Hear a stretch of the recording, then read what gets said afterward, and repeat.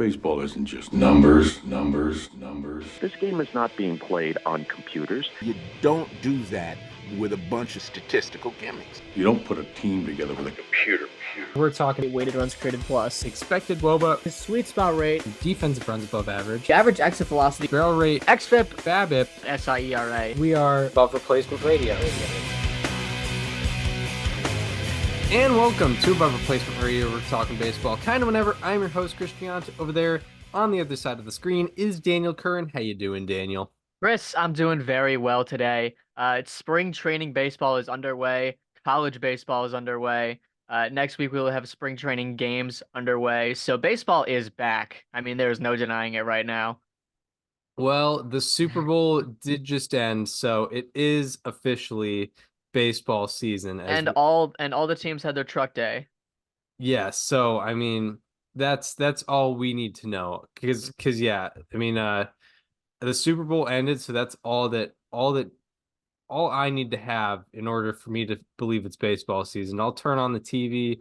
I see a couple pitchers throwing bullpens where they're maxing out at about 85 miles per hour. Not even the TV. You open Twitter.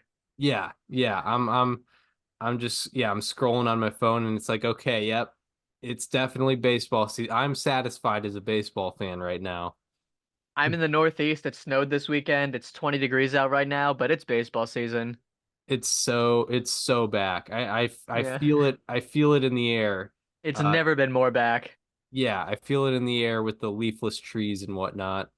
But yeah, so because baseball season is because the MLB season is not really back, we still have a lot of things to get to, and today we have a little preview of the National League West with players to highlight and questions, and then after that we will start the ARR top 50, starting with players 50 through 41, and we'll get into kind of our near misses as well. But yeah, it's fun to start that list off because MLB Network is kind of in the middle of that, except they obviously have 100 players to talk about. But first bit of news, and we don't really have to get into it, but had we known this would have shaken up our rankings a little bit, at least on the positional side. But apparently Xander Bogaerts is being moved from shortstop to second base for Ha-Seong Kim. Yeah, I mean, there is kind of a lot of lore that goes into this, especially with the two of us both being Red Sox fans, right? Xander Bogaerts, understandably didn't want to move from shortstop when he was with the Red Sox, and, they signed in Trevor Story. They made him go to second. And Xander eventually left in free agency, although the Red Sox reportedly did not seem to make much of an effort to bring him back in terms of extending him. And I mean, I think a lot of people will look at this being like, oh, Xander didn't want to go to short or didn't want to go to second, but now he's going to second a year into his contract. And, I think Xander would still be a shortstop on most other teams.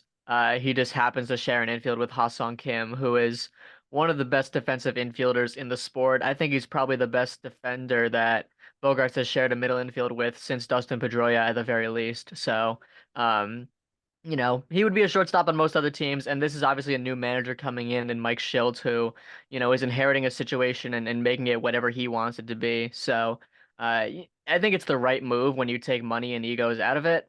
But yeah, some interesting positional shakeup early in spring training. Yeah, for sure. I mean, it's part of why I found it interesting when the Padres went out and got him, because, they already, you could argue, already had two shortstops, potentially three if you wanted to count. I was going to say the Padres have spent like $1 billion on three shortstops and none of them play shortstop. Yeah.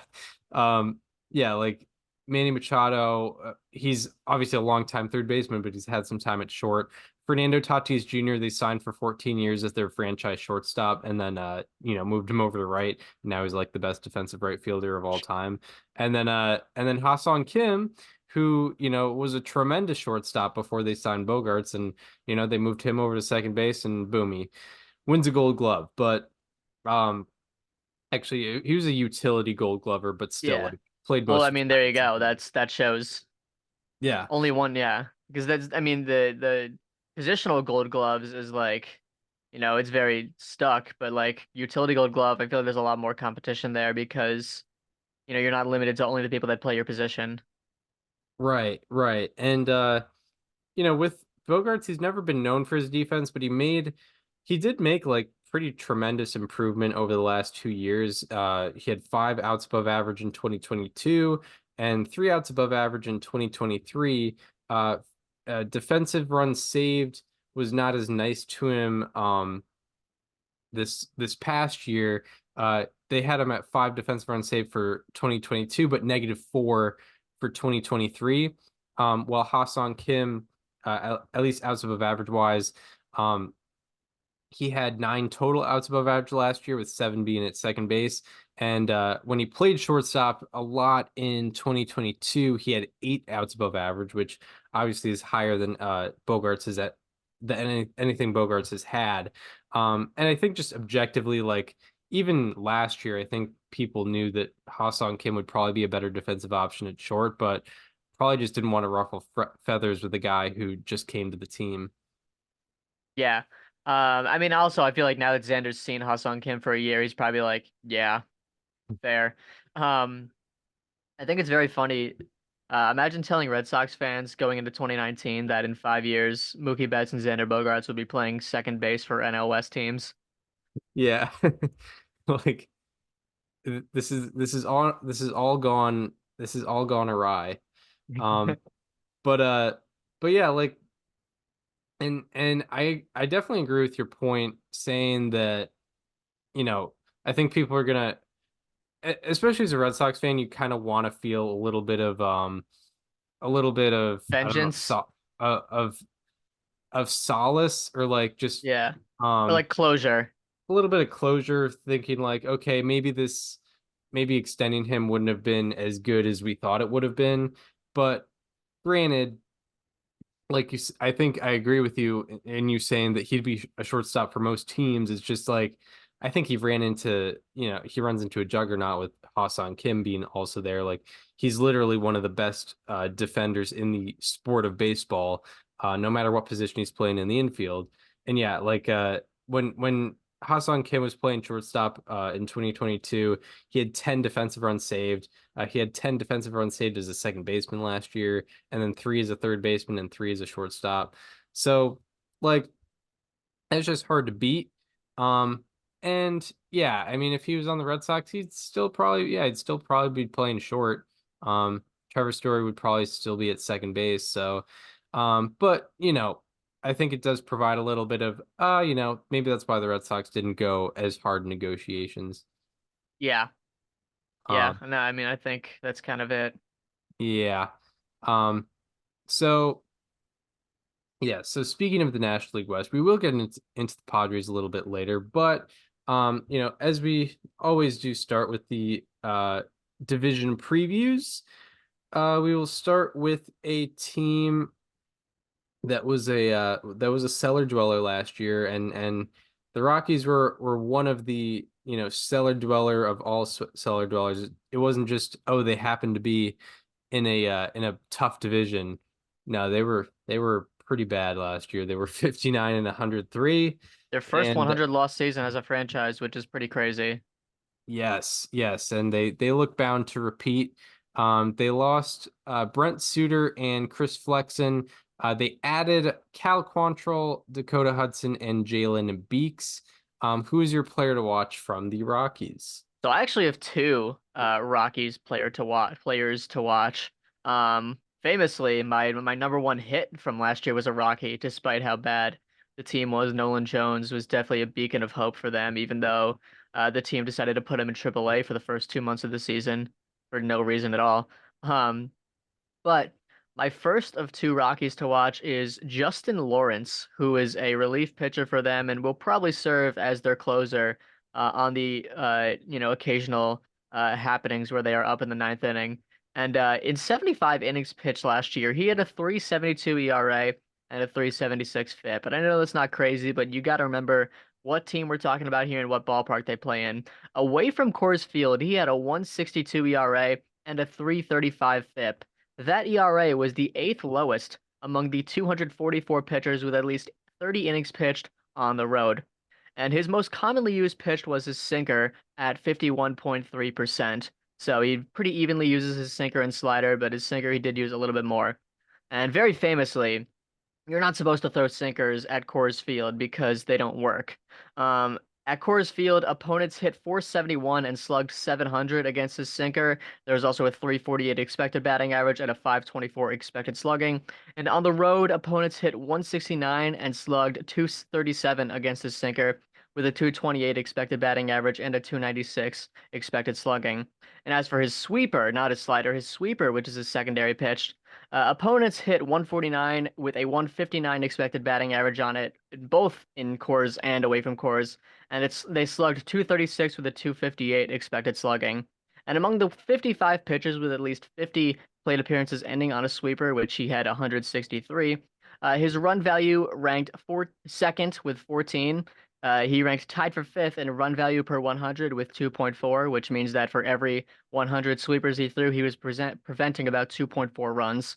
He was ninth in expected batting average at, like I mentioned, 149, 11th in slugging at 236, 10th in WOBA at 214, 12th in strikeout rate with 38.7%, fourth in put away percent with 30.4%, eighth in expected batting average with a 159, and 11th in expected slugging with a 258. So, I don't really expect much out of the Rockies this year. I know it's a spoiler for our division like standings preview, but I think Justin Lawrence could make himself an interesting trade candidate because I think, teams could see him as an elite reliever away from Coors Field.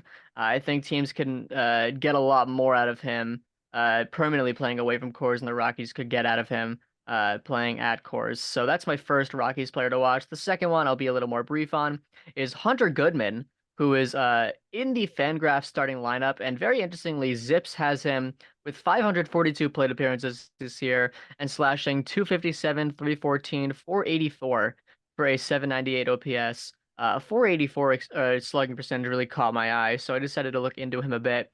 He had 400 plate appearances in Double A last year, and he slashed 239, 325, 523 for a 126 weighted runs created plus. And in Double A, Fangraphs had him with a 47.4% fly ball rate and a 49% pull rate. And in 77 plate appearances and 48 batted balls in the majors last year, he had a 29.2% fly ball rate. He also hit 333 and slugged 944 in 20 plate appearances against four-seam fastballs with a 259 expected batting average and a 546 expected slugging. And his 6.1 run value per 100 against four-seamers was the second highest among all hitters with at least 10 plate appearances ending on them. So obviously a small sample size and take that as you will, but he certainly made the most out of it against fastballs in his, cup of coffee in the bigs last year. Yeah, yeah. So yeah, Hunter Goodman and Justin Lawrence. Yeah, my player to watch is a guy. He was supposed to be my player to watch last year. Because I think we recorded on probably I think it was like a Sunday or something because I was coming from or it might have been Monday. Yeah, I think it was a Monday. And I think earlier, like maybe 3 or 4 days prior, I researched and I found this guy and I was like, oh, yeah, this guy's interesting. And then a couple days later, I go back to his page and it's like, oh, he's out for 4 months this year with a shoulder injury or something like that. But so yeah, he was originally supposed to be my guy last year, but had to cancel. So he's my guy this year because he actually, in a short time in the MLB last year, kind of continued his weird legend. I'm talking about Sean Bouchard.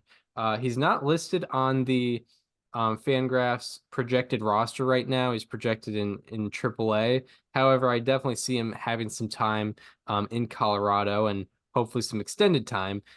This guy's an outfielder who's heading into his age 28 season.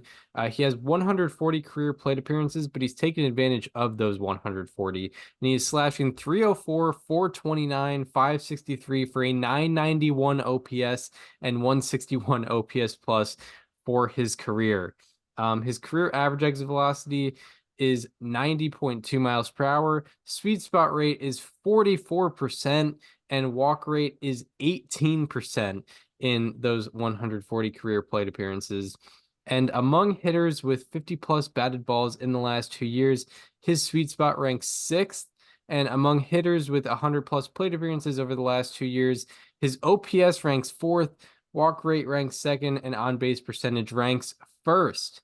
And yes, of course, I do know that those are very, very low requirements for batted balls and plate appearances, but that's just like the level we're talking about. And you know, I don't think anyone on the planet thinks he's going to keep this up for a full season, but it is interesting to look at, and it looks like he could be, in the 40-ish games he's shown to be successful at the plate. I think he could carry that over and maybe not be not have a 991 OPS this year, but even have like an 850 OPS or something like that. So he's someone to look out for. Maybe the next main contributor of the Rockies lineup, but hasn't shown anything to divert from that yet. But a 991 OPS would be very hard to maintain. But yeah, now on to questions. Yeah, my question, the Rockies rotation right now, they made a couple additions this offseason, such as Cal Quantrill, and who famously throws a sinker and doesn't get a lot of strikeouts, and also Dakota Hudson, who is Dakota Hudson. To go along with guys like Kyle Freeland, to go along with guys like Austin Gomber, Ryan Feltner. Um, will anyone in this rotation pitch at least 100 innings, or anyone on this team rather, will anyone on this team pitch 100 innings and have an ERA below 5? Yeah, I was looking because I don't think anyone did this last year, right? Nope, they did not. um, yeah, it's tough because I feel like Herman Marquez was always the favorite to do that, and Mhm. he did that a couple times, but I don't know if that faith is there anymore. I'm gonna Well, say he also get Tommy John? he must have because I feel like I just He haven't heard absolutely them. no, he did get Tommy John. Yeah, so yeah, I'm gonna say the trend keeps going. I think part of this also has to do with like the state of the baseballs because it seems to keep changing, but I'm gonna say it's gonna be like 2023 with the baseballs. I think they found a good balance of offense with those. Yeah. um so yeah, I say no one gets an ERA below 5 with 100 plus innings pitched. Mhm. Because yeah, I don't see Quantrill or Hudson doing it, so I say that trend stays the same. My question revolves around your 2023 Rockies player to watch.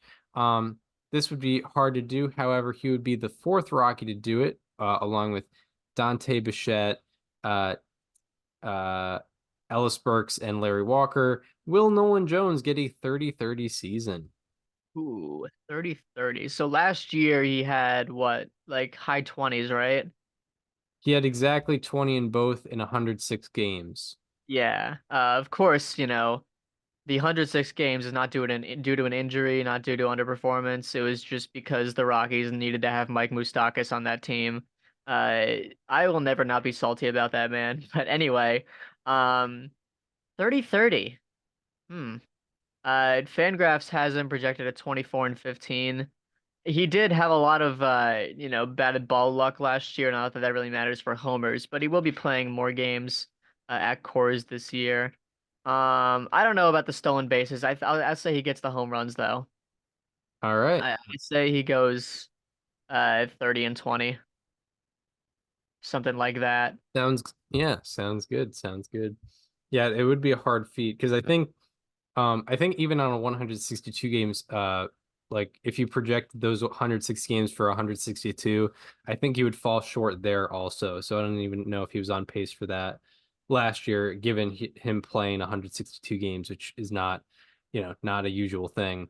Yeah. Um, so yeah, now on to the San Francisco Giants, a team who was for a little bit in the driver's seat of that number 5 seed, but kind of had a rough end of the season and it ended up in the departure of Gabe Kapler, their manager. So they've hired Bob Melvin and are going in a new direction. They got Bob Melvin, right? Or did I imagine that? The Giants did. Yeah, yeah. So Yeah. um I just wanted to make sure that I didn't I didn't manifest that in my head, but they The Giants last year went 79-83 and finished fourth in the NL West. They lost Jock Peterson, Jacob Junis, Alex Wood, Sean Manaea, Anthony Desclafani, and Mitch Haniger, and they added Jung-Hoo Lee from Korea, as well as Robbie Ray and Jordan Hicks. And I'll start with my player to watch here, who is maybe one of the main culprits of their offense, but kind of just not really talked about too much. But he's been a pretty good he was a pretty good bat for them last year. And I'm talking about Lamont Wade Jr. He is a first baseman heading into his age 30 season, and he's coming off a year in which he hit 256 with a 790 OPS and a 119 OPS plus. He made some offensive improvement where from 2022 to 2023, his walk rate went from 10% to 15%, and chase rate went from 24% to 18%. He had a 373 on base percentage, which ranked 13th in the MLB out of 133 qualifiers. Also, his 15% walk rate, which is pretty exceptional, ranked 7th of those 133.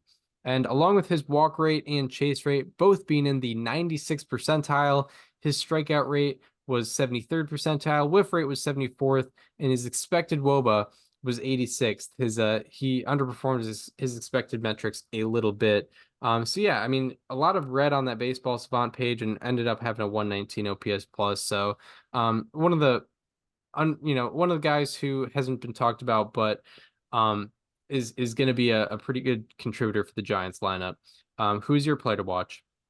So my player to watch was a pitcher that had some interesting developments last year. I'm talking about Keaton Winn, who pitched 40 innings for the Giants last year, and in those 40 innings, he threw 55.4% splitters.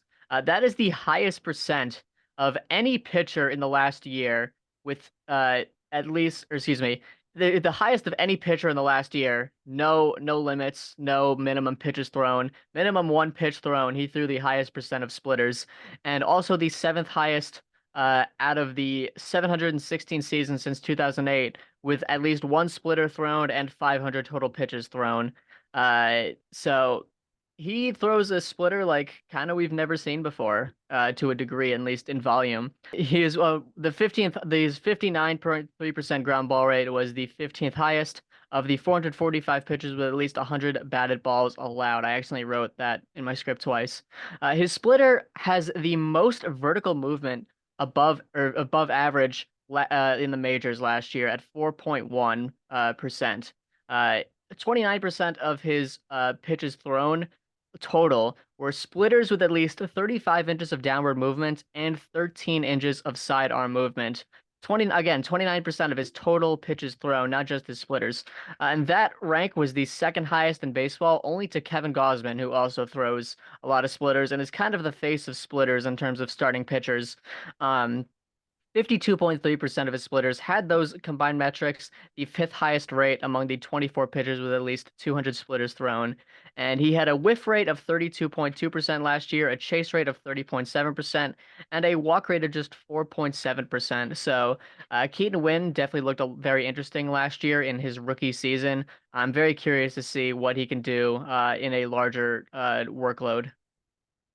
Yeah, Keaton Winn. See, now on to questions. I'll start off with my question, and this does involve a player who is, I think, starting the year on the IL, but this is a rated statistic, so it shouldn't affect the question that much. But Okay. over the last 2 years, Logan Webb and Alex Cobb both have a 60% ground ball rate. Who will have a higher ground ball rate this year? So Logan Webb is very interesting in that he kind of changed his approach in the last few years. He was a sinker baller, and that's how he got his ground balls, and now he throws his changeup primarily, and he still gets a 60% ground ball rate. Alex Cobb has obviously remained very similar in that. It's hard to say how much they're going to throw this year because Logan Webb should throw 200 innings like he did last year, and Alex Cobb, I don't know how long he'll be out as of right now, but he could throw like 40 innings like Keaton Winn last year. The higher ground ball rate though, I'm gonna go with Alex Cobb. I mean, he's been He's been that guy with ground balls over the last couple of years. I think he's pretty underrated. I think one of us would have had him as a player to watch if he wasn't starting the year on the IL for sure. Um, yeah, I'm gonna go with Alex Cobb. My question, friend of the show, Sarah Langs, pointed this out recently. The Giants have not had a 30 home run season since 2004 Barry Bonds. They recently made the addition of Jorge Soler, who is projected by Zips to hit exactly 30 this year. So will Jorge Soler hit over or under 29 and a half home runs? It's a that's a good question. Yeah, I mean, do you, do we remember how many he hit last year for Miami? I know I think Uh, he was out a fair no. amount of time. Please hold. He hits. His baseball reference page isn't loading. He hit 36 in 580 plate appearances. Okay, yeah. Yeah, I know. Yeah, it's definitely tough to. I mean, at least directly to left field, it's tougher than most ballparks to get it out. Um, However, yeah, I mean Jorge Soler, like we've seen that power before, like his famous home run against Luis Garcia in Game 6 of the World Series. And yeah, hitting 36 bombs last year is a pretty big accomplishment. It's not like he was in a crazy hitter's park either. Um, yeah, I'll say, he's, all withstanding he stays healthy. Yeah, I'll say he goes out and does it. Over 29 and a half. Interesting. Okay. I'm gonna see how many home runs he would have hit in San Fran last year because I am curious Yeah, because if yeah, he one of played all the 162 there. one of the interesting things, like when we talked about Aaron Judge's free agency, was like I think you pointed it out, he would have hit 61 in San Fran, so it's sometimes it Yeah. isn't as bad as Depends on where you're hitting your home runs. He would have hit 32 in San Francisco last year. yeah, if all were in San Francisco. So if you average that out, it would be like 34 if you played like 81 in San Fran, and Hmm. then the rest in other ballparks. Um, I'll say he goes out and does it. Um, so yeah, now on to the Padres, who were one of the more disappointing teams in baseball, definitely record wise. They go 82 and 80 and finished third in the NL West after being projected as the being the pretty much the division favorites despite the Dodgers pedigree. But uh, Padres went 82 and 80, finished third in the NL West.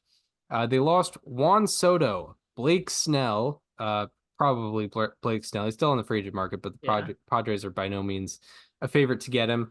They also lost Josh Hader, Seth Lugo, Michael Wacha, Trent Grisham, Gary Sanchez, Nick Martinez, Luis Garcia, the reliever type, Matt Carpenter, Garrett Cooper, Austin Nola, and Scott Barlow. In terms of additions, they added Michael King, Wandy Peralta, and Kyle Higashioka. Who is your Padres player to watch? Yeah, they lost a lot of guys, didn't they? Yeah. My one guy they didn't lose is a guy who I think very quietly put up a pretty solid rookie season last year, and I mean very quietly. I'm talking about Tom Cosgrove, a reliever that had his age 27 season last year, but it was his first year in the big leagues. And in 51.1 innings pitched, he had a 1.75 ERA and a 3.70 FIP. But more impressively, a 2.67 expected ERA, which put him in the 98th percentile, right between Devin Williams and Max Fried. So he was legit in terms of batted ball data. And let me explain. Cosgrove had an expected, or excuse me, an average exit velocity allowed on average of 83.9 miles per hour, which is the lowest among all qualifiers. He also had a 25.5% hard hit rate and a 24.8% sweet spot rate against. 7.3% of his batted balls in total were hard hit and in the sweet spot. That is the lowest on the aforementioned list of 445 pitchers with at least 100 batted balls allowed last year. Cosgrove had a 10.9% pop-up rate and a 32.1% fly ball rate, with the average exit velocity on his fly balls being 88.5 miles per hour. So that's what 42% of 43% of his batted balls being either pop-ups or on average low hit fly balls in terms of exit velocity. And that exit velocity on fly balls is the 15th lowest among the 438 pitchers with at least 25 fly balls allowed. 31.4% of his batted balls were fly balls and pop-ups below the hard hit threshold. That was the 10th highest rate on that same list of 445. Opponents hit 153 and slugged 265 against his slider, which was his primary pitch, with even better expected statistics. It had an average exit velocity against of 79.9 miles per hour, the lowest among the 154 pitchers with at least 50 batted balls against their slider. His four-seamer, which was his secondary pitch, also had an exit velocity against of 84.9 miles per hour, the 13th lowest among the 422 hitters with at least 25 batted balls against their four-seamers. So Tom Cosgrove, as a 27-year-old rookie, had some of the best batted ball data in terms of soft contact that we saw in the big leagues last year, and it'll be interesting to see if he can replicate this in his sophomore season.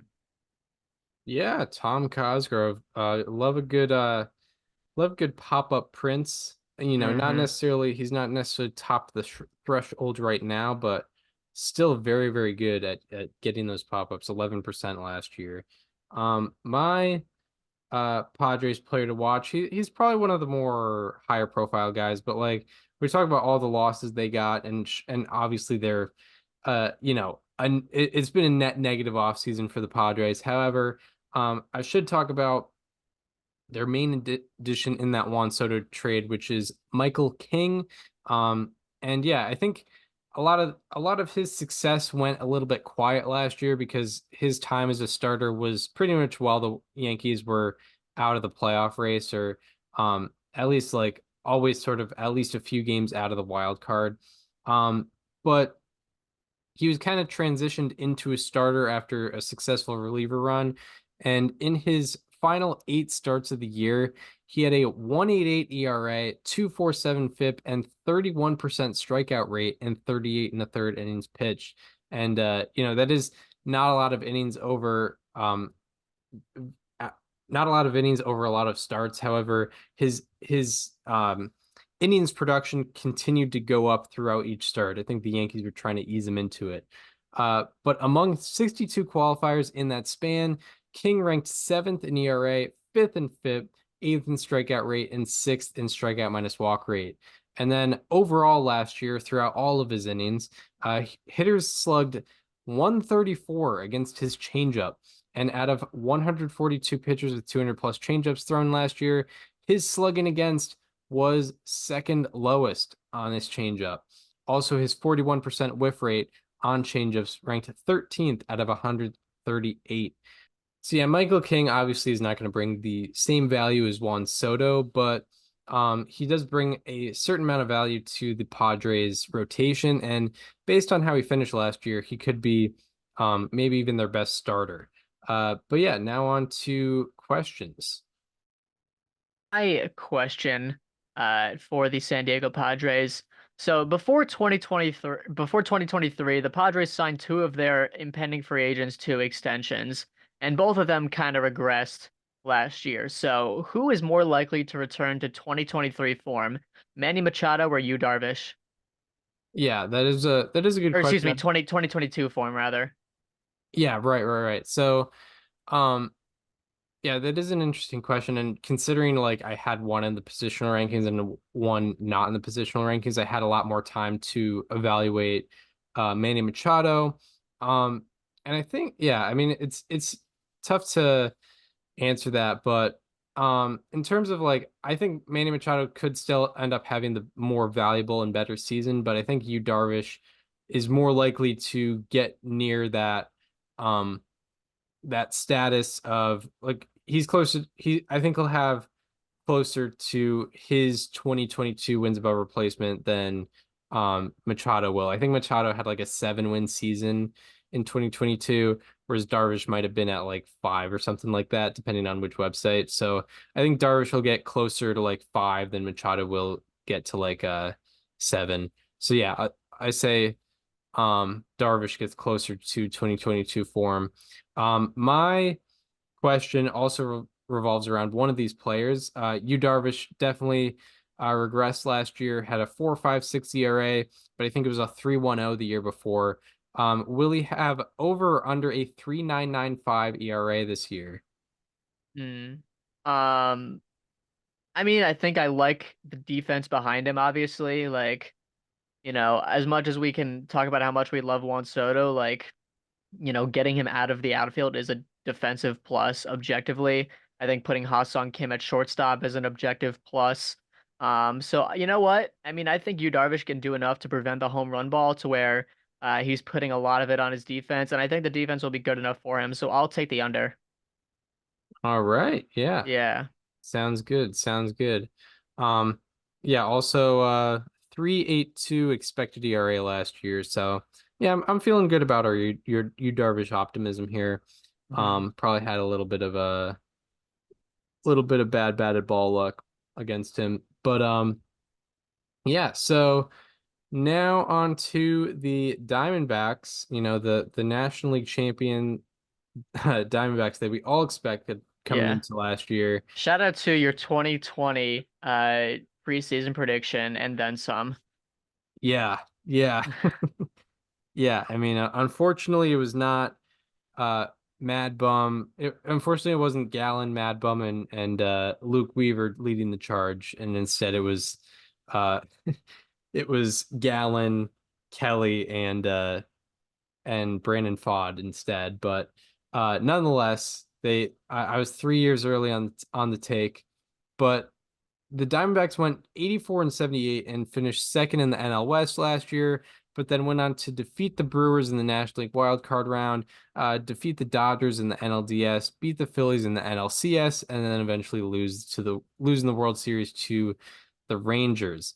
As far as additions and subtractions go, not too much on either side. They lost Evan Longoria and Tommy Pham. Believe both are free agents, so they Yeah. could come back, but so far they are not I on have the a hard Diamond. time believing they will re-sign either. Yeah, especially They considering just some of got they the just got Randall Grichuk, which is essentially a replacement for Pham. They got Suarez as a replacement for Longoria. yeah, and as far as additions go, they added Eduardo Rodriguez, and then yes, Eugenio Suarez is probably the reason why they wouldn't get Evan Longoria, and then also Jock Peterson as well. Um, so yeah, so with my Diamondbacks player to watch, I am talking about one of those additions, probably the lowest profile of them. Um, I'm talking about Jock Peterson. I thought you were gonna say Randall Grichuk, Oh yeah, who signed like yesterday. outside of Randall Grichuk, but yeah, Jock Peterson, who in 425 plate appearances for San Francisco last year, in you know in those 425 plate appearances, his expected WOBA was in the 90th percentile. It's an expected metric, but I'll get into why that matters a little bit. He did have a 764 OPS and 111 OPS plus, which is not necessarily spectacular. Wouldn't necessarily match a 90th percentile expected WOBA, but he was one of the unluckiest hitters in baseball last year. Out of 218 hitters to see 1,500 plus pitches last year, Peterson had the third unluckiest difference in WOBA and expected WOBA, and second unluckiest difference in slugging and expected slugging. So yeah, I mean that's due to change a little bit.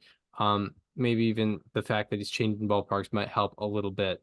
Last year he had an expected WOBA, average exit velocity, hard hit rate, and walk rate that were all in the 91st percentile or higher. Those are great numbers to have 91st percentile or higher numbers in. And then along with that, had a high barrel rate. His 12% barrel rate was also 79th percentile. So in terms of Jock Peterson, he's the guy who had a high walk rate, which led to a good on base percentage, along with a good just barrel rate, putting the ball in the air, exit velocity as well. So he's someone who can get the ball out of the ballpark. He just unfortunately found a lot of gloves last year when a lot of the time that those batted balls wouldn't find gloves. So yeah, excited to see how that might correct itself in Arizona. Who is your player to watch? So for my player to watch, I'm going with one of those like blindfold half court shot type of picks where it probably won't work, but can you imagine the world if it did? I'm going with a prospect by the name of Jorge Barrosa. He is ranked by Baseball America as the number 23 prospect in the Diamondback system. So not getting a whole lot of recognition, definitely not a top 100 guy, but he is a 5'5", 165-pound switch hitting outfielder with a 50 grade hit tool, a 55 grade run tool, and a 65 grade field tool. Baseball America says that he is a plus defender at all three outfield positions, so there was a lot of versatility with Jorge Barrosa. He spent his age 22 season in AAA Reno, and he had 502 plate appearances there. So he spent his full age 22 season in AAA. So, for his age, he's moving through the minors pretty quickly. He slashed 274, 394, 456 for an 850 OPS and a 110 weighted runs created plus. And if you're wondering why an 850 OPS equates to a 110 weighted runs created plus, it's because the Pacific Coast League, which is the AAA league that he played in, had an 822 OPS league-wide last year. So he was playing in a high offensive environment. Among the 47 players in AAA with at least 500 plate appearances last year, Jorge Barrosa ranked 10th in OBP with a 394, 5th in walk rate with a 15.9, 8th in strikeout rate with a 16.3%, and a 6th in walk to strikeout ratio at 0.98. So he walked almost as much as he struck out. His 110 weighted runs created plus also ranked 16th on that list of 47. And he was also one of 4 players ages 22 or younger to accumulate 500 plus plate appearances in AAA. The other 3 were Brian Rocchio and John Kensey Noel and Ronnie Mauricio. The first 2 are in the Guardians organization. The last one, of course, Mauricio in the Mets organization. 2 of those 3 have been top 100 prospects in the past. All 3 have gotten a lot more recognition than Jorge Barrosa. So I think, if they find a spot for him, I don't know how much playing time he's going to get because they do kind of have a logjam in the outfield there with Carroll, with Thomas, with Gurriel, with Grichuk. But if they find a place for him, I feel like he can be a pretty good role player for the Diamondbacks defensively on the bases and maybe even as a high contact bat. Yeah, that is interesting. And also like based on the description you're giving, seems very much like a Diamondbacks player It right now. does. I was gonna say it sounds a lot like uh talking about Stephen Kwan before the 2022 season. Right. The only And difference is that this guy's a switch hitter and Kwan was a much better prospect. yeah, and like yeah, seems like that. And if you want to relate to someone on the Diamondbacks, maybe like Alec Thomas, maybe not Hmm. as good defense, but like similar molds. Yeah. But also this guy sounds like he might be a better offensive player. Um, so yeah, now on to questions.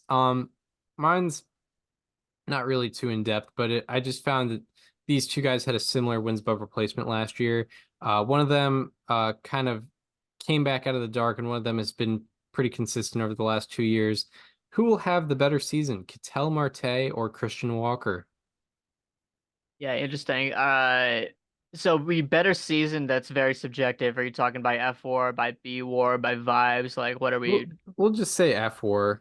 Okay, we'll just say F4. So, I mean, Ketel Marte, I feel like is definitely a little more built for F4 because defense is gonna weigh Christian Walker down by being at first base a lot more, I'd say.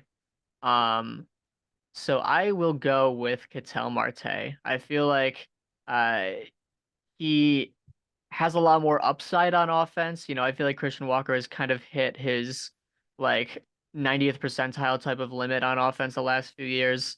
But I feel like Cattell could still show us something else. So I'm gonna go with Ketel Marte. Um, Right. for my question, who will take the larger step forward, the offensive duo or the position player duo of Gabriel Moreno and Alec Thomas, or the pitching duo of Brandon Fod and Ryan Nelson? Yeah, interesting. Yeah, Moreno and Thomas are both like heading into their age 24 season or something like that, right? Yes, Um, and that's those Fod and who else? Nelson. Ryan Nelson. Um, yeah, that is yeah, that's an interesting question. I'll go with um I'll go with Moreno and Thomas just because I feel like generally across the league, Yeah. position players tend to find their footing quicker than pitchers do. That and also I feel like both of them are like top 10 prospects at one point. They Right. definitely had Yeah. higher expectations than Fod and Nelson. And Moreno just kind of made some waves last year and like made the made Well, that Glover. Varsho trade like look very good along with Gurriel's performance. So I'll go with Moreno and Thomas. Yeah. Um, so yeah, now on to the team that was defeated by the Diamondbacks in the NLDS, the Los Angeles Dodgers, They who, took that personally. yeah, I don't know if you all have heard, but they did some things in the offseason. Um, Overall last year they went 162, won the National League West, and then lost to the Diamondbacks in the NLDS. As far as subtractions, they lost JD Martinez, Ryan Pepiot, Caleb Ferguson, David Peralta, Ahmed Rosario, Kike Hernandez, and Yency Almonte. Only two real significant ones on that one are Martinez and Pepiot. And in terms of additions, they have really gone out and made a splash. They added Shohei Ohtani, Yoshinobu Yamamoto, Tyler Glasnow, Teoscar Hernandez, and James Paxton. Who is your Dodgers player to watch? It's hard to find an under the radar guy on this It roster. is. These are always the hardest teams to do because we try to keep it, we try to keep it to names that you aren't obvious, and there are just too many obvious names on this team. But I'm going with a pitcher that I believe definitely threw in that Diamondback series. I believe he relieved Clayton Kershaw in that game, in game one against the Diamondbacks. I'm talking about Emmett Sheehan, who pitched 60 innings for the Dodgers last year in his age 23 rookie season. And, there's certainly room for improvement, but well, I'm going to talk about the things he did well last year. In his 60 and the third innings pitched, opponents had a 186 expected batting average against him, which ranked him in the 98th percentile. This is because, much like Tom Cosgrove to a lesser degree, he is a soft contact and fly ball king. He had 26.8% of his batted balls allowed have a launch angle of 40 degrees or higher. Anything above 40 degrees will almost never be a home run unless it's like Crawford boxes or Green Monster, like the very corner of it. There were 42 of such batted balls against Emmett Sheehan, and opponents went 0 for 42. Um, he had a 38.2% fly ball rate, which was tied for the third highest among the 314 pitchers with at least 150 batted balls against, and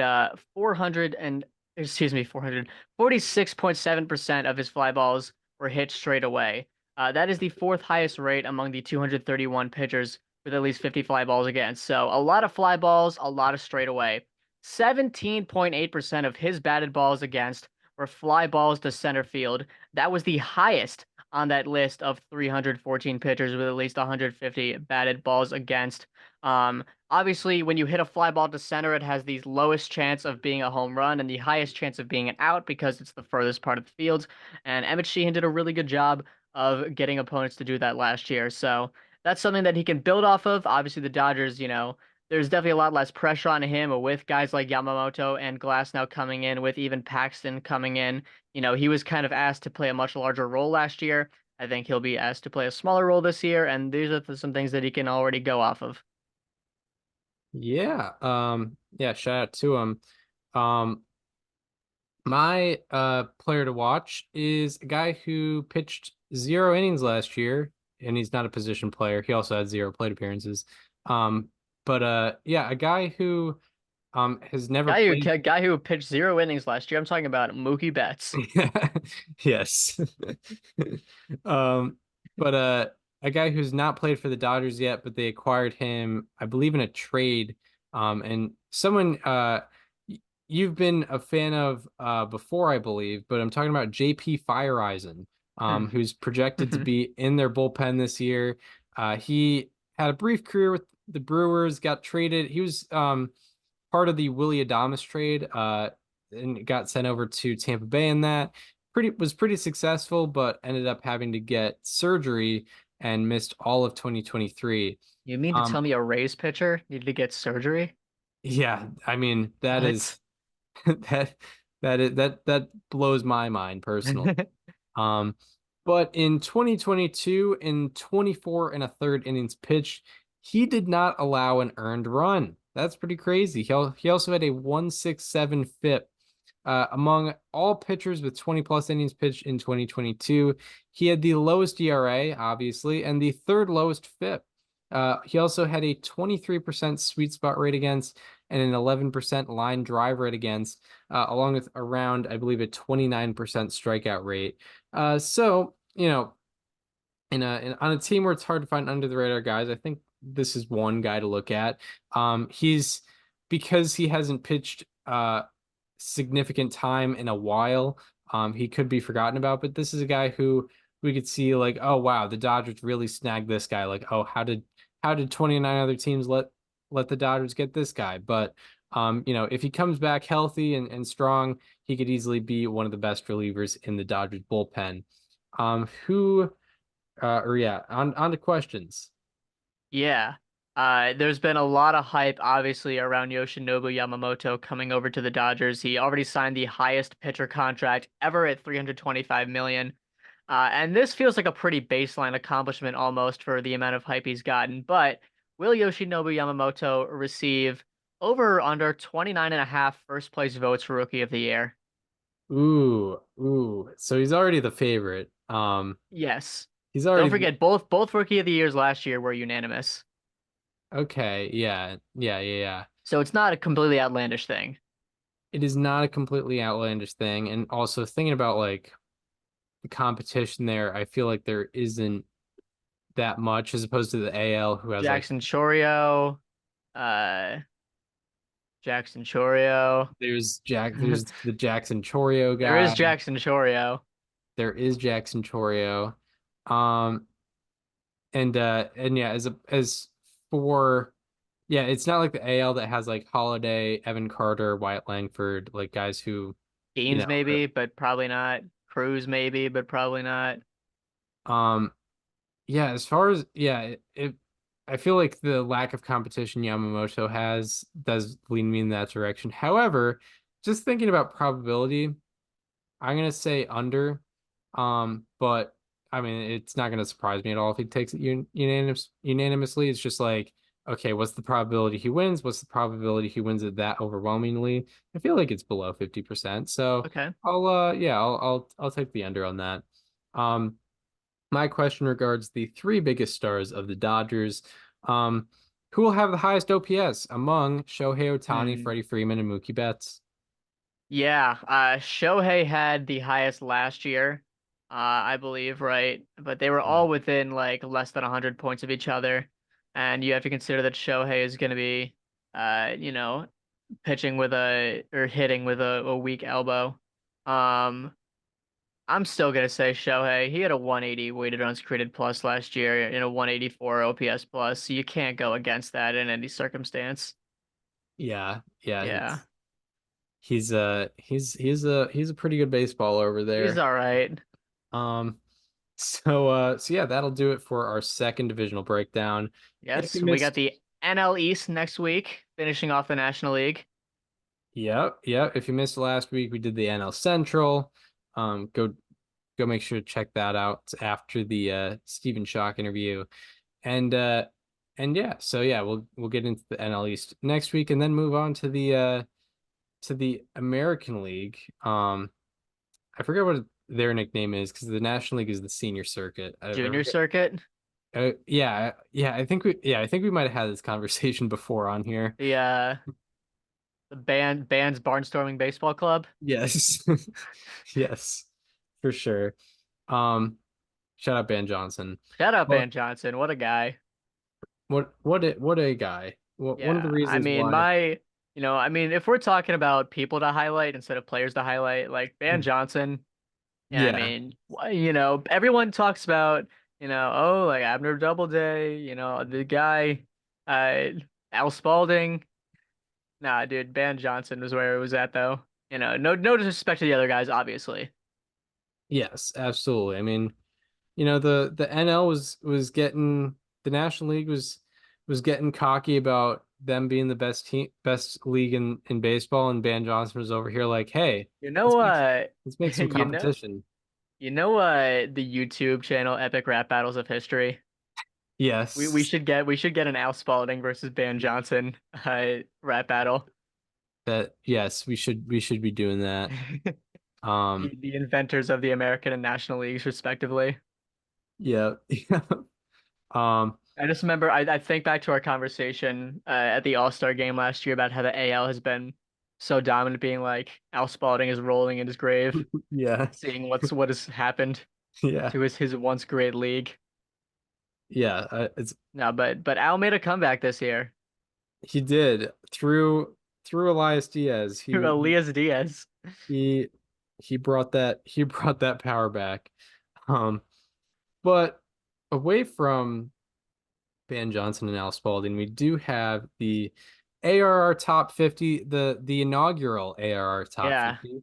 First time we've ever done this. First time we ever did positional rankings. So, um, we probably won't go as in depth as the positional rankings. We'll talk about these players, but if you want to get a better full depth analysis, everyone that we're talking about in the ARR top 50 is probably someone that we've already talked about in the positional rankings. So if you're 48 curious, out of my 50.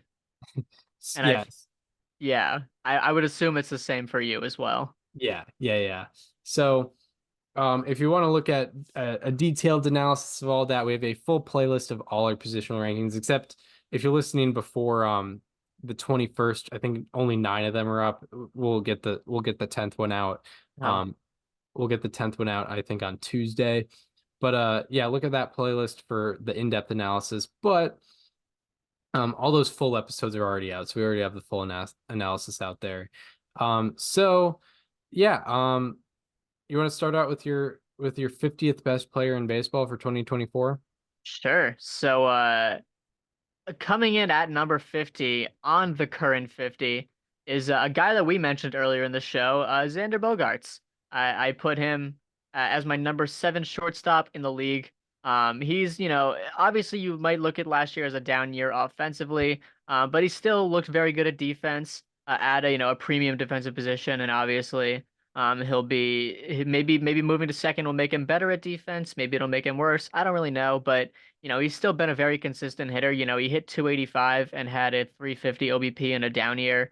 Uh, and he could have been like the first year under a contract thing. I feel like there's definitely a lot room for him to improve on last season.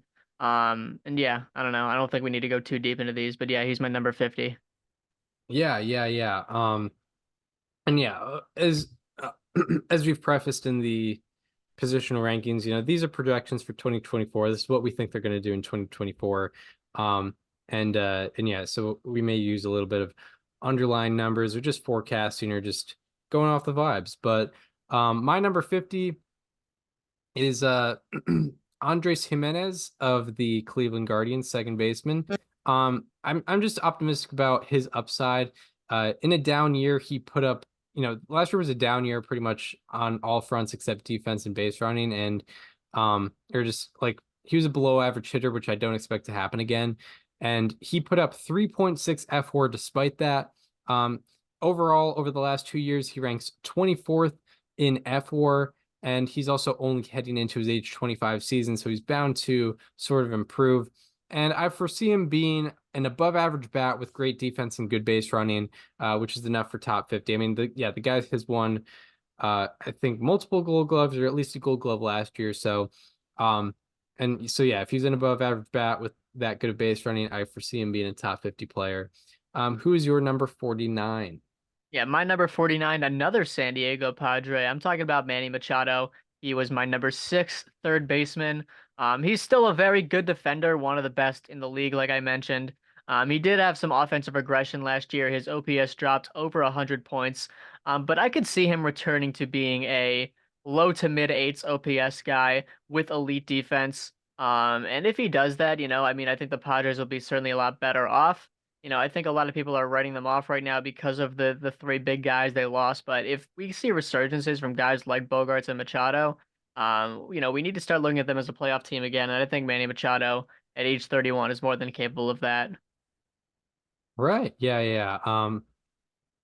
My number 49 is Sonny Gray, and I've talked plenty about Sonny Gray, so I won't bore everyone once again, but yeah, he was my number 9 starting pitcher and my Cardinals player to watch. I'm not saying that he's going to be a bona fide ace this year, but I think he should be a very reliable starter with an ERA, probably in maybe the low to mid threes over a qualifying amount of innings. So yeah, I mean, that's why I have him as number 9, number 49 here.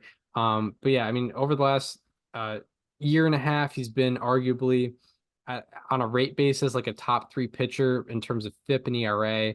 That's where he ranks out of pitchers with like 200 innings since the start of the second half in 2022. I don't see him being at that level, but I see him being a top 50 player in baseball. What is your number 48? Yeah, my number 48, another big name. Three kind of big names, guys that either have big contracts or are gonna have big contracts. My number 48 is Pete Alonso of the New York Mets. He obviously did have some batted ball misfortune last year, but it was his worst year offensively. His defense continued to take a bit of a hit at first base, which is a bit natural, but he also had his highest strikeout rate since the 2020 season and his first in a full season since 2019. Um, I still think he's capable of doing a lot of great things in his contract year, and I think that batted ball luck will go a little more in his fortune this year. But yeah, for now, I have him at my 48. Right, right. My number 48, we just talked about a little bit. Yoshinobu Yamamoto, my number 8 starting pitcher. I think there's just a lot of directions you can go talking about Yoshinobu Yamamoto. I think based on him getting $325 million, we've already seen how the league values him. And if we're going based off that, he could be a top 20 player. But in terms of, so that's what brings his value up for me is like the league already values him as a $27 million a year pitcher without him ever playing in the MLB. I'm just gonna have to see him perform to that contract to put him in that elite category, and I'm sure he's very capable of doing that. Yeah, so at my number 47, right above Pete Alonso, I accidentally ended up kind of going with a classic Chris Gianta trope. I'm putting Nico Horner in my 47. He was my number. Where would I put him on my second base board? I put him at number 4 for my second baseman. He is an elite base runner and an elite fielder, one of the best at his position and one of the best in the league at both, while also being a league average bat. And that's really all he has to do for me to put him as a top 50 player is be a league average bat. And I think he's more than capable of doing it and maybe even building on it going forward. So yeah, I have Nico Horner in my 47 spot. Yeah, he's a very good baseball player. Um, and it is kind of funny to have Horner and Alonso back Yep. to back. They're kind of opposite. My number 47 uh, is uh, uh, is going to be catching baseballs for my number 48. I'm talking about Will Smith, the catcher, not the reliever, for the Rangers. But Will Smith he's a quality hitter as a catcher while being neutral defensively, or yeah, neutral. I wrote in my notes neutral defensively on defense. That's my mistake. He's will be neutral defensively and on the bases, which has its own value. And among all players in F4 over the last 2 years, pitchers and position players involved, he is 45th in F4. So I think being 47th on this list makes a good bit of sense. Who's your number 46? So for my number 46, I put Max Fried. I put him as my number 10 pitcher, which does mean that all 10 of my pitchers, my starting pitchers from that list made it to the current 50. Fried, I'm sure there'll be a lot of discrepancy between you and me because you had him at your 1, I had him at my 10 for injury reasons. And yeah, on a rate basis, 2023 was his best season. I don't know if it's going to remain that way for over the course of 180 innings though, but it certainly could. But I mean, even with just 77 innings pitched last year and how good the starting pitcher market was last year, you have to make room for this guy whether you want to or not, because yeah, I mean, he has a very open pitch arsenal with a lot of different things and a lot of different things that work. He's become much more of a ground ball guy, which I obviously love. He's giving up weak contact. He's striking guys out. He's not walking guys. And yeah, I put him at my number 46. Yeah. My number 46 is another guy we've talked about previously in this episode, talking about Ha Song Kim. I'm encouraged by his consistent improvement um, uh, from the past 2 years offensively. Like pretty much all, a lot of the important offensive statistics have just kept going up since he's gotten in the league. And then along with that, last year, he was an MVP vote getter, and he was a Gold Glover last year with 38 stolen bases. So yeah, he's just an overall really good player, and I expect that to continue going forward. Yeah. So now in my number 45, I have Tyler Glass now. He was my number 9 starting pitcher, right above Max Fried on both lists. And MLB had him a lot lower on their list. I'm trying to find where exactly they put Tyler Glass now. But they definitely did not have him at 46, or anywhere near that, to be honest. They had him at number 74. So, I'm definitely higher on Tyler Glass now than they are. I think under the guise of throwing 180 innings a year, he has the stuff to be like a top 5 pitcher in the game, maybe even better. Obviously, we've only seen him throw 120 innings once, and that was last year, but he looked awesome while doing it. And I think with his, he became a ground ball guy even with a four-seam fastball, being thrown a lot last year. He has good off-speed stuff. Obviously, his curveball has been talked about a lot. And if he can do it over 180, I think 45 will be a great place to have looked at him. And maybe I could even say, man, I could have put him even better than that, actually.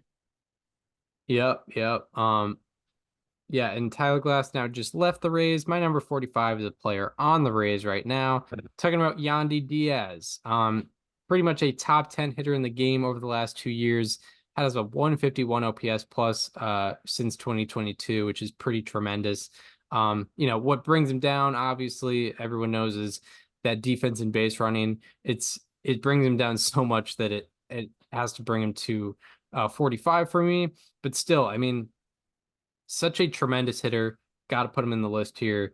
And when we get to your spot for Yandy Diaz, I'm sure you'll be able to go into it a little bit more. Who's your number 44? Yeah, my number 44. I'm going with my third straight starting pitcher in a row here. Going with Logan Webb, a guy that we mentioned earlier in one of our questions, a 62.7% ground ball rate last year, a 3.6% walk rate. Very few people have better command of the strike zone than Logan Webb. He does get hit quite a bit, but in terms of exit velocity, but his changeup has been really excellent over the last couple years. It's overtaken his sinker as his primary pitch, and the results have kind of stayed the same, right? Almost a negative average launch angle. Very good extension off the mound, despite only being 6'1". I say only because that's probably below the average pitcher height. But yeah, I have Logan Webb in my 44 spot. Yeah, my number 44 is on the opposite end of the battery, just generally speaking. He is William Contreras of the Milwaukee I thought you were gonna say Brewers. Patrick Bailey. I was Yeah, gonna no, like, whoa, I phrased that a little bit weird. yeah.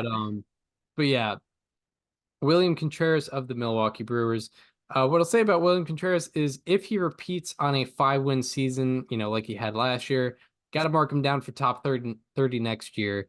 And what he would have to do to repeat a 5-win season is keep up that defensive success and increase his line drive and fly ball rates for, more offensive consistency. I'm sure that all those numbers might, taper off a little bit, and he might get luck might be less on his side this year because he's been a little lucky over the past 2 years offensively. That's why I don't have him too high. But I still have him at 44 because he had a really, really good season last year. And, if he keeps that up, then I have to put him higher. Who is your number 43? At number 43, this guy definitely just kept surprising me with his batted ball profile and his overall abilities on the baseball field. Brandon Nimmo from the Mets, he still has been very good at offense. He had a 363 OBP, still has a 380 career OBP, still isn't chasing, still is walking a lot, and also has some power to go with it. An 80th percentile walk rate and an 87th percentile exit velocity is not the most common uh two things to share, as well as chase rate. I'm sure not a lot of players are top 20% in average exit velocity, chase rate, and walk rate, because those traits aren't always mutually exclusive. I mean, chase rate and walk rate, I guess, can be, but Brandon Nimmo still does a good job of that. He's still a pretty good defender. And yeah, I put him in my number 43. Yeah, Brennan Nimmo, very good baseball player. Hmm. My number 43 is very much a legacy guy, but I have trusted him to be, the 43rd best player in baseball to that exact metric. But I'm talking about Paul Goldschmidt. He was ranked slightly above Yandy Diaz in my first base breakdown. What I'll say about Paul Goldschmidt is all his surface level numbers went down last year, and I think that's why a lot of people can be down on him, especially as a guy going into his age 36 season. But I am inspired by his increases in average exit velocity, barrel rate, sweet spot rate, and walk rate. Like, I don't think he'll be at 2022 level by any means because that was a very lucky season, batted ball wise. But when you're increasing your exit velocity, when you're hitting the ball harder, you're hitting hard hit balls in the air more, and you're hitting more line drives and fly balls, and you're walking more, that usually lines up for offensive success. So I see that continuing, and I see him potentially putting up somewhere between like a 4 and 5 win season this year. So yeah, that's what I got for Paul Goldschmidt. Yeah, so in my number 42, I have Paul Goldschmidt's replacement, a guy that I briefly touched on earlier, Christian Walker, the best defensive first baseman in the game outside of Carlos Santana, but we don't need to talk about that. Definitely the most consistent defensive first baseman in the game over the last few years. And while doing it, he also had an 830 OPS last year. He's been an above average bat for the Diamondbacks. He's a pretty good base runner as well in terms of his decision making. Um, and yeah, I mean, I have him in my 42. Yeah, my number 42 is another Diamondback. I'm talking about Zach Gallen. He has had a consistently good strikeout minus walk rate, also threw 210 innings last year, which is pretty amazing. Like having a workhorse like that in your rotation is really, really good. He did have pretty bad batted ball numbers last year, but they seemed somewhat uncharacteristic. I'd be surprised if that average exit velocity is above 91 miles per hour again. And if it is, then yeah, I'll have to. If it is, then I imagine that ERA will rise, like it should probably rise, considering he was a little bit lucky on the expected ERA front last year. But yeah, considering that strikeout minus walk rate and his innings production, I got him at number 42. Who do you have as your number 41? Finally, at my number 41, I'm talking about Bo Bichette. In terms of batted ball metrics, you're not going to find many better pure hitters in the league. I mean, a 312 expected batting average with also an expected slugging over 5, though that's pretty tough to do. He hits the ball in the sweet spot a lot. You've talked about his skills going to the opposite field. He's one of the most efficient opposite field hitters in the league. He doesn't walk a whole lot, and his defense isn't great for the second base position, but obviously he makes up for it with everything else that he does with the bat. So I put Bo Bichette at my number 41. Yeah, my number 41 is a different shortstop. Talking about Trey Turner. He had a great final 2 months of the regular season, but despite those great 2 months, I'm discouraged by a consistent drop in hitting production over the last 2 years, which is why I have him, outside the top 40. This is definitely like last year we were talking about him potentially being a top 10 or top 5 player. This year I have him at 41. And yeah, that's because his offense production is kind of consistently dropped. From 2021 to 2023, his OPS plus has gone from 145 to 124 to 111, and his strikeout rate has gone from 17% to 19% to 22%.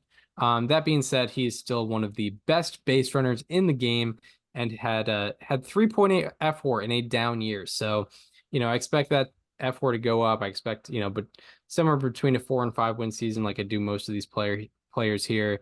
So yeah, Trey Turner rounds out this group here of Should we go 50 through through our 50 to 41. 41 again? Yeah, let's go through the 50 through All 41. Who right. you I got? believe, by the way, I believe there's not a single shared player between the two of us at any position. Yeah, that surprised me. Yeah. That surprised me as well. Normally we agree on all this stuff, but yeah, and I will say, like, a lot of your guys were either near misses for me or are in my 31 to 40. Right. Yeah. I had So a lot of you know, guys in the 31 through 40 here. yeah. So for mine, I got Xander Bogaerts in the 50, Manny Machado in the 49, Pete Alonso in the 48, Nico Horner in the 47, Max Fried in the 46, Tyler Glasnow in the 45, Logan Webb in the 44, Brandon Nimmo in the 43, Christian Walker in the 42, and Bo Bichette in the 41. Right. Um my number 50 is Andres Jimenez, 49 Sonny Gray, 48 Yoshinobu Yamamoto, 47 Will Smith, 46 Ha-Sung Kim, 45 Yandy Diaz, 44 William Contreras, 43 Paul Goldschmidt, 42 Zach Gallen, and 41 Trey Turner. Who are some of your real near misses for the top 50? Yeah, I mean, I obviously considered a lot of guys for this. I will tell you right now, my 51 was Cal Raleigh. I really wanted to find some room for him in there, but unfortunately, I just couldn't. My 52 was Ha-Sung Kim. So, in the grand scheme of things, we really weren't that far off on him. We were only like 10 or so spots away. But I Yes, did 6. consider, I mean, I think Sonny Gray and Zach Gallen were like among my 11 and 12 starters. Um, I closely considered guys, uh, you know, guys maybe Carlos Correa. I did consider because he was the first shortstop on my list to not make it. I did consider Ha-Sung Kim, like I mentioned, Cal Raleigh, like I mentioned. William Contreras, I just need to see like a better ground ball rate before I can, or a better, well, yeah, a better ground ball rate before I can be there in terms of lower. Um, yeah, I did consider a lot of starters that didn't even make my top 10 because yeah, all 10 of my starters made it. Right, right, right. So yeah, two catchers for you on the top 50. Hmm. Yeah, my first guy off the list for me was Bo Bichette. Oh Um, I wow. I considered him a good amount. So It we were was 10 spots away. yeah, So yeah. not too crazy. Yeah, Trey Turner was my first guy mentioned on the list, and he was number Hmm. 6. Bo Bichette was number 7 for the shortstops. And then my other close misses were Ozzy Albies, Jonah Heim, Nolan Arenado, and Christian Walker. And then guys who I think would be in a lot of people's top 50s, but not mine, would Cody be Bellinger. maybe Cody Bellinger, but also like Luis Ariz is not going to be in my top 50. He's not in mine either. Pete Alonso is not in my top 50. He's your number 48. Yeah, I mean, I feel like we're pretty similar on him because I easily could have left him off as well. Yeah, and then oh wait, who's the other guy I was thinking of? Um who might be uh Carlos Correa, maybe. Blake Snell. Blake Snell Oh, is number, Blake Snell. yeah, not in Yeah, my top 50 after winning the Cy Young. same. I feel like he'd be in a lot of top 50 lists, but probably not ours. Yeah, I mean, we kind of agree on all those then. I mean, like Pete Alonso is in my top 50, but he's very fringe. Yeah, whereas Yeah, MLB Network, Luis Surprise, I can tell you right now, is not in my top 50. He was my number 9 second baseman. So, like um, MLB Network had Alonso in the low 30s, like again, like they yeah, always rank him way too high. yeah. Um, I want to go back and find this out. I'm sure that They haven't revealed their 20 through 1 yet, right. but they've gotten everywhere else. I already saw that Um, they have Lindor's number 25, um oof. which seems a little bit low. I was gonna say I don't want to spoil my list, but I definitely have him above 25. Yeah, I was very disappointed in that. They had Cal Raleigh in the 90s, which I They think had is Blake nothing. Snell at 30, Yeah, they had Blake Snell at 30. Um, Nolan Arenado at 33. yeah, yeah, that's pretty wild. Like, I know I had him ranked higher than you, and he Mhm. was still outside my top 50 after his Yeah. unfortunate year last year. Uh, I don't know if you have hit this guy or not, but I think Randy Arozarena at 40 is very interesting. Oh yeah, no, he's not in this list. Okay, I didn't. He's not in mine. I didn't think he was in yours, but I didn't want to accidentally reveal your exact spot. Basically, um, another Yeah, interesting. Did you put a single reliever in here? no. Okay, good. Neither did I. They have Cody Bellinger at the 51. Actually, they also had Sonny Gray in the 49. So you guys were identical on that. Yeah, we've been pretty cordial about Sonny Gray. They had him as the number 10 They had starting pitcher. another one. They had JT Realmuto at the 46. Yeah, I yeah. don't know if you have him or not. No, I don't. Okay. Uh, yeah, Yeah, yeah, Luis Horizon the 43. yeah, yeah. They had Pete Alonso 37, which isn't as bad as I initially thought, Yeah. um, but yeah, like Tyler the Glasnow in the 74, like I mentioned earlier. They had Yamamoto at 61, which I don't know. I don't think I can go crazy about their Yamamoto rankings. yeah, Uh, it's hard. One that I'm sure we will both have be in similarities on. We didn't have this guy in a very similar place in our positional rankings, but I'm sure we'll both have Dansby Swanson much better than 67. Oh my God, they had him Yeah. 67. Yeah. Oh man, what does a guy Yeah. got to do? I mean, like, you had him as your number two shortstop, is that correct? Or did you have him as your Three. three? Your three, Yeah, I had him as my four. Yeah, I had him as my four. Yeah, I'm sure we'll have our differences in our individual list, but I feel like we'll both agree that he's much better than 67. yeah, my They had Brandon, goodness. they also had Brandon Nimmo in the 70. Yeah, and I've complained about the MLB Network list before, but I think Hmm. generally like a lot of their stuff is like they tend to go legacy guys a lot, and Yeah. sometimes maybe it Oh, seems like a they had popularity they contest. had Ha-Sung Kim in the 88. Yeah, That is rough.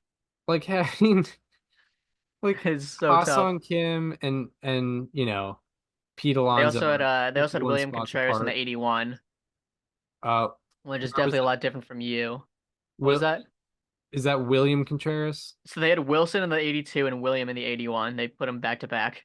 Which is such a gimmick. Like, Well, first of all, if you look at the rankings, they go very they line people up positionally. Like first of all, they put Ellie De La Cruz in the 100, which I think was a gimmick. yeah, Like they had to put him in there. They had Nathaniel Lowe, Tristan Casas, and Josh Naylor all back to back to back as first baseman. They had Moreno and Raleigh back to back as catchers. They had Cease, Evaldi, and Montgomery back to back as pitchers. Uh, Nolan Jones and Anthony Santander back to back as right fielders. The Contreras brothers back to back, obviously as catchers. They had a lot of that. Like if you like their 80 through 71 is right-handed pitcher, third base, right field, right-handed pitcher, right-handed pitcher, right-handed pitcher, left field, left field, left field, shortstop, shortstop, shortstop, second base, left-hander, right-hander, right-hander, right-hander. That was their 80 through 61. yeah, it definitely seems like a glitch in the system. It's like our list randomizer with the division, with the divisions they chose. But with the what I'll say about with the thing with the Ellie De La Cruz ranking, like I will say I do instantly want to crap on that, but I did crap on Bobby Witt Jr. being in the list last year, and he ended up having a complete breakout campaign. Yeah, So yeah. who knows? Maybe they're He's more than capable of being a top 100 player in 2024. yes. However, But it there are some very clear things he needs to improve on. it's jumping the gun a little bit, and we do know why. If he was a If his season was the opposite, where he struggled early and then looked awesome from like the last week of like the last few weeks of September on, then I'd be all in because that's what O'Neal Cruz did in 2022. yeah, or if he just didn't look really cool playing baseball, he wouldn't be Yeah, top 100. yeah. I mean, if it's a coolness ranking, he's like top 25 at the Yes. and even that might be conservative. Yeah, exactly. Exactly. So yeah, yeah, I like that we're doing these lists this year. It's Yeah, fun to do because I think, as we as we talked about, M MLB Network does tend to screw this up yeah. sometimes, despite it being We a haven't seen where Friday. they put Jeremy Pena yet, so he might be at 20. Yeah.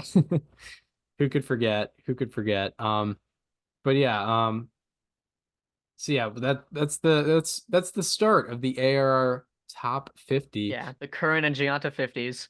Yes, yes, indeed. Yeah, we hope you enjoyed this one. Fun stuff happening today.